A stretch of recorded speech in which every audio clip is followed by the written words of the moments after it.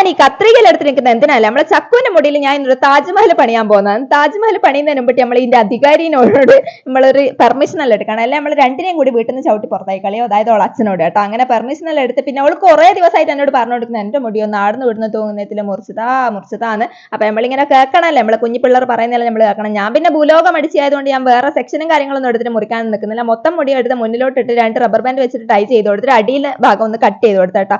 അങ്ങനെ നാരും പേരും പോലത്തെ മുടിയെല്ലാം കട്ട് ചെയ്ത് പിന്നെ ഇയർ ടു ഇയർ സെക്ഷൻ എടുക്കുക, അതുപോലെ തന്നെ റബ്ബർ ബാൻഡ് വെച്ചിട്ട് ടൈ ചെയ്യുക. നമ്മൾ ഒരു ചെറുവിരലിന്റെ നീളത്തിൽ അങ്ങോട്ട് കട്ട് ചെയ്ത് കൊടുത്ത് നമ്മളെ ലെങ്ത് കുറയാണ്ടിരിക്കുക. നമ്മൾ ഏറ്റവും ആദ്യം എടുക്കുന്ന മുടി ഉണ്ടല്ലോ, അതായിരിക്കും ലെങ്ത് എന്ന് പറയുന്നത്. ബാക്കിയെല്ലാം ലെയർ ആയിട്ട് വരുന്നതായിരിക്കും. പിന്നെ നമ്മൾ മുമ്പിലത്തെ മുടിയും കൂടി അങ്ങനെ ഒരു പാത്തായിട്ട് എടുത്തിട്ട് അതും കൂടി ആദ്യത്തെ പോലെ തന്നെ ടൈ ചെയ്തിട്ട് കട്ട് ചെയ്ത് കൊടുക്കുക.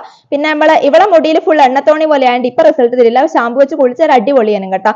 അപ്പൊ പിന്നെ നമ്മൾ ഈ മുറിച്ച മുടി എന്ത് ചെയ്യണം, മണ്ണ് കുഴിച്ചിടണം. അത് പിന്നെ നമ്മളെ നാട്ടിൽ നടപ്പാന്ന്. അപ്പൊ നമ്മളെ വീഡിയോ ഇഷ്ടപ്പെട്ടാൽ സബ്സ്ക്രൈബ് ചെയ്യണേ.